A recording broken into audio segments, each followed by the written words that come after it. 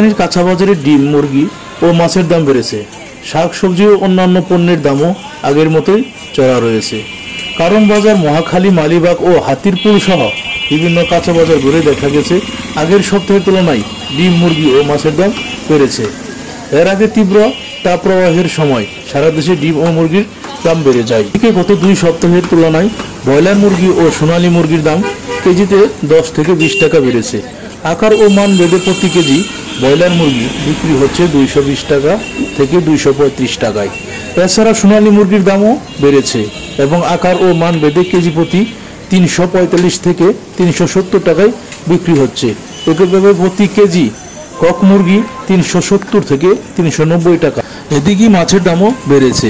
450 গ্রাম ওজনের ইলিশ 650 টাকা এবং 1 কেজি ওজনের ইলিশ 1800 থেকে 2000 টাকায় বিক্রি হচ্ছে। 700 থেকে 800 গ্রাম ওজনের ইলিশ বিক্রি হচ্ছে 900 থেকে 1000 টাকায়। অন্যান্য মাছের মধ্যে পুঁটি ও ছোট মাছ প্রতি কেজি 300 থেকে 550 টাকা, চাষের কই প্রতি কেজি 230 থেকে 300 টাকা, ফলি চান্দা বা রূপচান্দা